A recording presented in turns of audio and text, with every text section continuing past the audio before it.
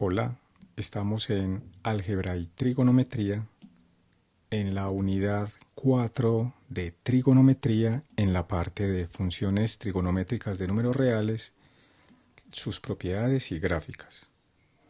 Comenzamos este estudio con la definición de ángulo. Un ángulo es la figura geométrica formada por dos rayos o semirrectas llamadas L1 y L2 que tienen un punto extremo en común o llamado vértice. Normalmente se escribe como ángulo A o B, donde la letra del centro es el vértice. L1 suele llamarse el lado inicial, L2 el lado terminal y O el vértice del ángulo. La siguiente definición es, dado la definición propia de ángulo, que serían ángulos coterminales. Los ángulos coterminales van a ser los que tienen el mismo lado inicial y terminal. En este caso, estos tres ángulos tienen el mismo lado inicial L1, el mismo lado final L2, y aquí tenemos que este ángulo es coterminal con este ángulo y con este ángulo pues cumplen la condición de definición de ángulos coterminales.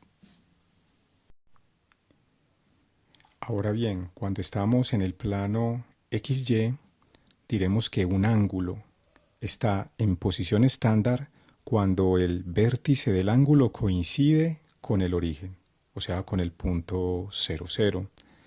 Y adicionalmente, el lado inicial, L1, del ángulo debe coincidir con el eje X, como nos lo muestra acá la figura. L1 coincide con el eje X. Dependiendo si el ángulo va en sentido antihorario o sentido horario, diremos que el ángulo es positivo o el ángulo es negativo. En este ejemplo tenemos tres ángulos, alfa, beta y gamma. Están en posición estándar, pues el vértice de cada uno de ellos coincide con el origen y el lado inicial coincide en los tres casos con el eje X. Adicionalmente, alfa está medido en sentido antihorario, o sea que es un ángulo positivo, beta en sentido horario, o sea que beta es un ángulo negativo, gamma en sentido antihorario, gamma es un ángulo positivo. Continuando con los preliminares, miremos la definición de grados sexagesimales. Un grado es la medida de un ángulo cuyo lado terminal se obtiene al rotar el lado inicial un 360avo de circunferencia en sentido contrario a las manecillas del reloj. De la misma forma, un grado se puede dividir en 60 minutos y un minuto en 60 segundos. Con esta definición, entonces, la circunferencia completa tendrá un ángulo de 360 grados, media circunferencia con 180 grados. Acá tenemos un cuarto de circunferencia, el ángulo asociado es de 90 grados, y así podemos seguir 45, 30, 60, 150, 240. Diferentes ejemplos de ángulos medidos en grados sexagesimales. Respecto a la clasificación de ángulos tenemos lo siguiente. Un ángulo va a ser agudo si su medida está entre 0 y 90 grados, por ejemplo este ángulo θ de 65 grados. Ahora, un ángulo se va a llamar recto cuando la medida es exactamente 90 grados. Un ángulo se llama obtuso cuando su medida está entre 90 y 180. Por ejemplo, este ángulo θ de 145 grados es obtuso, y en el caso que la medida sea exactamente 180 grados, lo vamos a llamar ángulo llano. Además, cuando dos ángulos son tales que la suma de sus medidas es 90 grados, vamos a llamarlos complementarios. Por ejemplo, este ángulo alfa de 25 grados y este ángulo beta de 65 grados, la suma es 90, y en el caso que la suma sea exactamente 180, es decir, alfa más beta sea 180 grados, diremos que son suplementarios. Por ejemplo, este ángulo alfa de 130 grados con este ángulo beta de 50 grados. La suma es efectivamente 180 grados. Ahora hablaremos de ángulos medidos en radianes. Un ángulo central es un ángulo cuyo vértice está en el centro de una circunferencia, como nos lo muestra la figura. Este es un ángulo central. Adicionalmente, un radián es la medida de un ángulo central subtendido por un arco de longitud igual a la del radio de la circunferencia. Este ángulo alfa mide un radián, pues la circunferencia tiene radio r y el arco asociado a este ángulo tiene una medida igual al radio de la circunferencia, es decir, r. Acá tenemos otros ejemplos: beta, gamma, delta, los cuales miden 2, 3 y 6 radianes respectivamente, pues cuando alfa, en este caso, el arco asociado a alfa medía exactamente un radio, para beta el arco asociado mide 2 radios, para gamma mide 3 radios y así sucesivamente hasta delta, que tiene 1, 2, 3, 4, 5, 6 radios. Por eso mide en radianes delta 6 radianes. Una observación importante es cuando necesitamos pasar de grados a radianes o viceversa. Miremos el caso en el que el punto inicial y el punto final coinciden en una circunferencia. En este caso tenemos esta igualdad, que 360 grados es igual a 2pi radianes asociado a la longitud de la circunferencia. De acá, pues al simplificar, tenemos que 180 grados equivale a pi radianes. Y de esta igualdad podremos decir entonces que un grado es pi sobre 180 radianes, o que un radián es 180 sobre pi grados. En estos ejemplos mostramos cómo ir de grados a radianes y en esta última parte de radianes a grados. Siempre que tengamos grados, nos tocaría multiplicar por pi sobre 180 radianes para simplificar, y en este caso 30 grados ser pi sextos en radianes, 45 grados pi cuartos en radianes, 60 grados pi tercios, y en este último ejemplo tenemos 5 pi sextos radianes. Aquí ya no es por pi sobre 180, sino 180 sobre pi grados, para al simplificar tener el equivalente en grados y decir que 5 pi sextos es igual a 150 grados.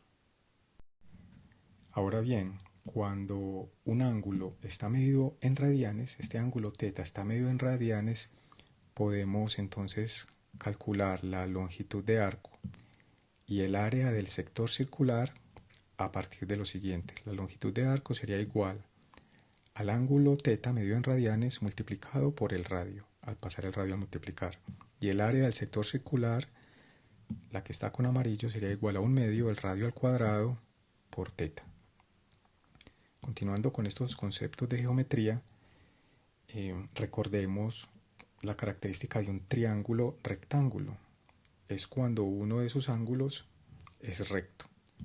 Adicionalmente, cuando tenemos un triángulo rectángulo, el teorema de Pitágoras nos dice que la suma de los cuadrados de los catetos, a al cuadrado más b al cuadrado, es igual al cuadrado de la hipotenusa, c al cuadrado. Y continuando con estos triángulos rectángulos, tenemos el que está con azul y el que está con rojo. La semejanza de triángulos nos dice, en este caso, estas 6 semejanzas. Miremos la primera. En el triángulo más pequeño nos dice que B es a C, como en el triángulo más grande B' es a C'. Y así podemos identificar todas las demás. Con los preliminares anteriores podremos ahora definir las funciones trigonométricas de ángulos agudos. Nos ayudamos con esta gráfica donde tenemos un triángulo rectángulo. Acá identificamos un ángulo θ donde este cateto sería el cateto adyacente a teta, este cateto es el cateto opuesto a teta, y esta sería entonces la hipotenusa. Dado esto, podemos definir el seno del ángulo teta como el cateto opuesto sobre la hipotenusa, cateto opuesto sobre la hipotenusa. El coseno del ángulo teta como el cateto adyacente sobre la hipotenusa. La tangente de teta como el cateto opuesto sobre el cateto adyacente. La cosecante de teta como la hipotenusa sobre el cateto opuesto. La secante de teta como la hipotenusa sobre el cateto adyacente y la cotangente de teta como el cateto adyacente sobre el cateto opuesto. Algunas observaciones importantes es que cada una de estas 6 razones trigonométricas, seno, coseno, tangente, cosecante, secante y cotangente, dependen solo de la medida del ángulo teta y no del triángulo formado, eso a partir de la semejanza de triángulos que vimos antes. Lo siguiente es que los valores de las funciones trigonométricas para este ángulo agudo son positivas y en particular el seno de teta y el coseno de teta se mueven entre 0 y 1, pues la hipotenusa en ambos casos siempre es más grande que el cateto opuesto o que el cateto adyacente. A partir de las razones trigonométricas definidas anteriormente, podemos identificar algunas identidades fundamentales, como son las recíprocas, los cocientes y las pitagóricas. Con estas razones trigonométricas se puede llegar fácilmente a que el seno de teta es 1 sobre cosecante de teta, de la misma forma el coseno de teta es 1 sobre secante de teta, y la tangente de teta sería 1 sobre la cotangente de teta. Es decir, estas 3 vemos que se pueden escribir en términos de cosecante, secante y cotangente respectivamente. Las identidades consideradas cocientes es que la tangente del ángulo teta se puede escribir en términos del seno de teta y el coseno de teta. Nos damos cuenta que si hacemos el cociente entre el seno de teta y el coseno de teta, las hipotenusas se cancelarían y me quedaría cateto opuesto sobre cateto adyacente, que es la definición de la tangente de teta. De la misma forma, cotangente de teta sería el coseno de teta sobre el seno de teta. Y finalmente, las identidades fundamentales conocidas como las pitagóricas me dicen que el coseno cuadrado del ángulo teta más el seno cuadrado del ángulo teta siempre va a ser igual a 1 independientemente del ángulo, siempre es una constante. Adicionalmente, que 1 más la tangente cuadrado de teta es igual a la secante cuadrado de teta, y la última es que la cotangente cuadrado de teta más 1 es igual a la cosecante cuadrado del ángulo teta. En este ejemplo nos piden hallar los valores de las funciones trigonométricas para un ángulo de 45 grados o pi cuartos. Ayudémonos con un cuadrado de lado 1 al cual le trazamos la diagonal. Esta diagonal además es bisectriz de este ángulo recto y entonces este ángulo me queda de 45 grados al igual que este. Nos concentramos en este triángulo rectángulo para hallar la hipotenusa. Usando el teorema de Pitágoras, la suma de los lados al cuadrado es la hipotenusa al cuadrado, donde la hipotenusa es raíz cuadrada de 2, h es raíz de 2. Entonces, con este triángulo, miremos cuáles serían las funciones trigonométricas de este ángulo de 45 grados. El seno de 45 grados es cateto opuesto, que es 1, sobre la hipotenusa, que es raíz de 2. 1 sobre raíz de 2, que después de racionalizar quedaría raíz de 2 sobre 2. El coseno de 45 grados sería el cateto adyacente, que es 1 sobre la hipotenusa, que ya sabemos que es raíz de 2, 1 sobre raíz de 2. La tangente de 45 grados sería cateto opuesto sobre cateto adyacente, que en este caso nos daría 1, y así de la misma forma podemos identificar la cosecante de 45 grados, la secante de 45 grados y la cotangente de 45 grados. En este ejemplo nos piden hallar las razones trigonométricas para un ángulo de 30 grados o pi sextos y para un ángulo de 60 grados, o sea, pi tercios. Nos ayudaremos en este caso de un triángulo equilátero de lado 2 por comodidad. Recordemos que los lados son iguales y los ángulos todos son de 60 en un triángulo equilátero.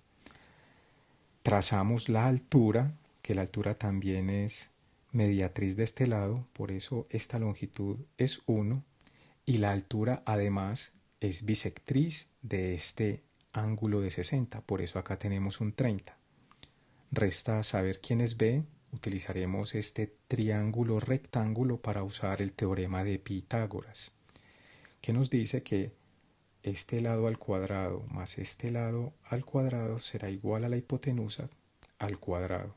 De esta igualdad despejamos B, que será igual a la raíz cuadrada de 4 menos 1, o sea, raíz de 3. Y con esta información calculemos algunas razones trigonométricas. El seno de 30, el coseno de 30 y la tangente de 30. Si este es el ángulo de 30 grados, el seno es cateto opuesto sobre hipotenusa, o sea, un medio. El coseno de 30 grados es el cateto adyacente sobre la hipotenusa, o sea, raíz de 3 sobre 2, porque B vale raíz de 3. La tangente de 30 grados es cateto opuesto, que es 1, sobre cateto adyacente, que es B, o sea, raíz de 3, 1 sobre raíz de 3. Lo mismo con el seno de 60 grados. Para este ángulo de 60 grados, el cateto opuesto es B, o sea, raíz de 3, la hipotenusa es 2. Coseno de 60 grados, cateto adyacente es 1, la hipotenusa es 2, un medio, y finalmente la tangente de 60 grados es cateto opuesto sobre cateto adyacente, raíz de 3 sobre 1, o sea, raíz de 3. Ahora bien, ya podemos introducir la definición de funciones trigonométricas de números reales. Consideramos un valor t real y un punto P arbitrario sobre el lado terminal de un ángulo central de t radianes, ubicado a una distancia r del origen. Esta gráfica nos puede ayudar un poco. Tenemos este ángulo central t y sobre el lado terminal tenemos el punto P con coordenadas XY. Entonces se definen las funciones trigonométricas de número real t, que está en radianes, de la siguiente forma. El seno de t será igual a y sobre r, el coseno de t x sobre r, la tangente de t y sobre x, con la condición de que no estemos dividiendo por 0, la cosecante de t r sobre y diferente de 0, la secante de t r sobre x con x diferente de 0 y la cotangente de t x sobre y con y diferente de 0. Unas observaciones importantes en relación a funciones trigonométricas de números reales son las siguientes. La primera es que las funciones solo dependen de t y no del punto escogido en el lado terminal. La siguiente es que cuando t es mayor que 0 es porque se está girando en sentido contrario a las manecillas del reloj. Cuando t es menor que 0 es porque se está girando en sentido de las manecillas del reloj. Y cuando tengamos, por ejemplo, coseno de 30, estamos hablando de 30 radianes y no de 30 grados. Por eso sí es importante que cuando hablemos de grados hay que poner el símbolo de grados. Como este punto T no es importante, por comodidad vamos a ubicar este punto P en cualquier lugar del lado terminal, por comodidad aquí cortando a la circunferencia unitaria para que nuestro radio valga 1 y así poder reescribir las funciones trigonométricas de números reales con el radio igual a 1, este sería y, este sería x, reescribirlo de la siguiente forma. El seno de t sería y sobre r, pero r vale 1, o sea, simplemente y. Coseno de t es x sobre r, pero r vale 1, o sea, simplemente x. Tendremos que la tangente de t es y sobre x y de la misma forma podremos reescribir la cosecante de t como 1 sobre y, la secante de t como 1 sobre x y la cotangente de t como x sobre y. En este ejemplo nos piden hallar el seno de t, coseno de t y tangente de t para este punto que se encuentra en la circunferencia que corresponde a un número real t mayor que 0, o sea, en sentido antihorario. Ubiquemos el punto con coordenadas menos 4, menos 3, x vale menos 4, y vale menos 3, este es el punto, y tomamos al ángulo t mayor que 0, es decir, en sentido antihorario. Calculamos la distancia de este punto al origen, este radio, que es la raíz cuadrada de las componentes al cuadrado, que nos da raíz cuadrada de 16 más 9, raíz de 25, o sea que la distancia es 5. Con el radio y conociendo a x y a y, podemos calcular las funciones trigonométricas asociadas a t. En este caso, seno de t es y sobre r. Y vale menos 3, r vale 5, o sea, menos 3 quintos. Coseno de t es x sobre r, x vale menos 4, r vale 5, menos 4 quintos. Tangente de t es y sobre x, en este caso me queda menos 3 menos 4, o sea, 3 cuartos, y así podemos identificar las demás. Ahora identifiquemos el signo de las funciones trigonométricas. Dada la estructura que se tiene por definición de las funciones trigonométricas para t, tenemos que, dependiendo del cuadrante, x y y tendrán valores positivos o negativos. En el primer cuadrante ambos son positivos, x y y. En el segundo cuadrante x es negativo y y positivo. En el tercer cuadrante ambos son negativos. En el cuarto cuadrante y es negativo y x es positivo. Respecto a los ángulos, aquí t se movería entre 0 y pi medios, aquí t estaría entre pi medios y pi, aquí el ángulo t se movería entre pi y 3 pi medios, y aquí el ángulo t se movería entre 3 pi medios y 2 pi. Teniendo eso en mente y la estructura de las funciones trigonométricas del número real t, tenemos esta relación de signo. Nos damos cuenta que en el primer cuadrante, considerando solamente las tres primeras funciones trigonométricas, en el primer cuadrante el seno, el coseno y la tangente todas son positivas, pues x y y son positivas. En el segundo cuadrante el seno es positivo, pues porque depende de y y sigue siendo positivo, pero el coseno y la tangente, que dependen de x, ya serían negativos. Aquí en la tangente y es positiva y x es negativa en el segundo cuadrante. En el tercer cuadrante, con x y y negativos, el seno y el coseno son negativos, la tangente seguiría siendo positiva porque sería algo negativo sobre algo negativo que quedaría positivo. Y en el último cuadrante, en el cuarto, el seno es negativo porque depende de y, el coseno es positivo porque depende de x, recordemos pues que el radio siempre es positivo, la tangente es negativa, pues en este caso y sería negativo y x sería positivo. Ahora definiremos ángulo de referencia. Sea θ un ángulo en posición estándar cuyo lado terminal no yace sobre cualquiera de los ejes coordenados. El ángulo de referencia de θ es un ángulo agudo que vamos a llamar θr, que forma el lado terminal del ángulo original θ con el eje x. En estos tres ejemplos vemos que acá tenemos el ángulo θ con su lado terminal, el ángulo θ con su lado terminal, el ángulo θ, y este L2 sería el lado terminal. El lado terminal con el eje x forma este ángulo agudo, o sea θr sería este. pi menos teta. Este lado terminal con el eje X me forma este ángulo agudo y ese sería teta r para este caso. Teta menos pi. En este caso, este es el ángulo teta, este es el lado terminal. Este que estamos señalando acá sería teta r, o sea, 2pi menos el ángulo teta. Con esta definición, entonces podemos introducir esta propiedad que nos dice que la diferencia entre el cálculo de las funciones trigonométricas de un ángulo teta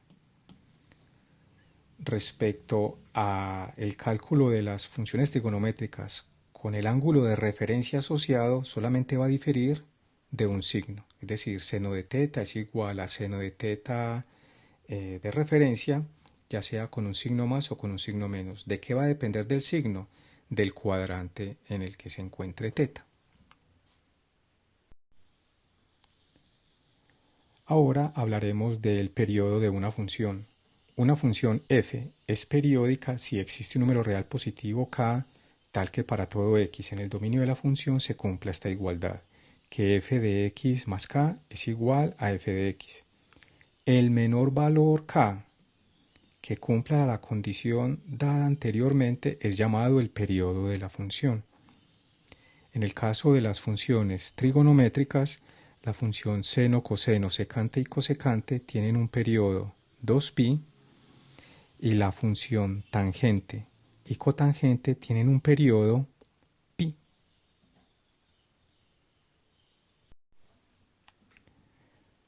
Ahora miremos las gráficas de las funciones trigonométricas. Comencemos con la gráfica de la función seno, recordando que el dominio son todos los reales de la función, el rango es el intervalo -1, 1, que la función seno es 2pi periódica y que la función seno es una función impar.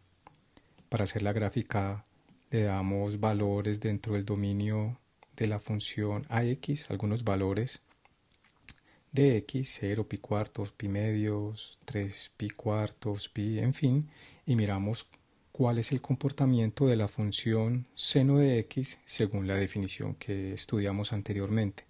Estos puntos 0, 0, pi cuarto, raíz de 2 sobre 2, pi medios 1, y así sucesivamente los colocamos en el plano cartesiano y vamos identificando cada uno de los puntos.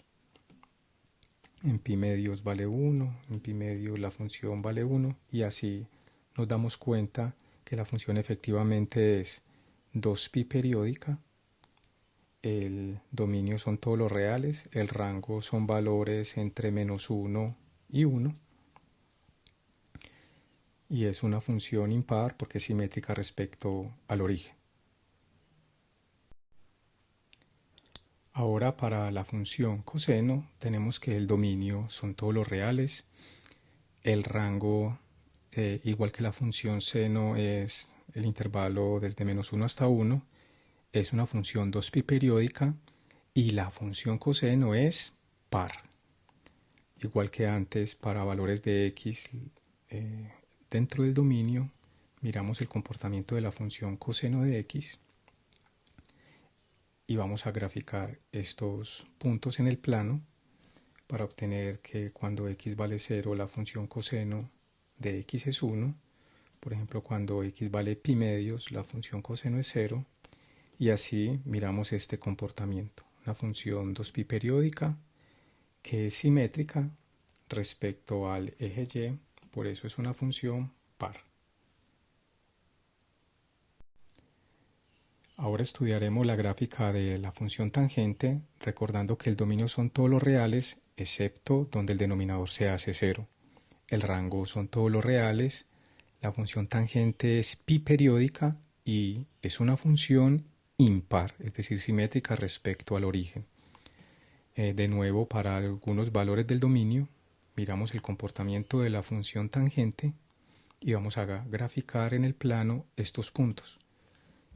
Lo que tenemos con azul es la gráfica de la función tangente, es una función pi periódica, nos damos cuenta que esto se repite en periodos de longitud pi, y acá por ejemplo para 0, la tangente vale 0, para pi sextos la tangente vale raíz de 3 sobre 3 y así podemos identificar todos estos puntos. Ahora bien, para la función cotangente, el dominio son todos los reales exceptuando donde el denominador se hace 0. El rango son todos los reales. La función cotangente, igual que la tangente, es pi periódica y es una función impar. Rápidamente, la gráfica tendría este comportamiento, una función pi periódica. La función secante, el dominio son todos los reales excepto donde el denominador se hace 0. El rango son todos los reales exceptuando el intervalo desde -1 hasta 1. La función secante es 2pi periódica y es una función par. La gráfica que tenemos de la función secante es la que vemos acá con azul, donde nos damos cuenta que estos puntos no hacen parte del dominio y esta región no hace parte del rango. Para finalizar, miremos la gráfica de la función cosecante, donde el dominio son los reales, excepto los valores donde el denominador se hace 0. El rango son todos los reales, exceptuando el intervalo desde -1 hasta 1. Es una función 2pi periódica e impar.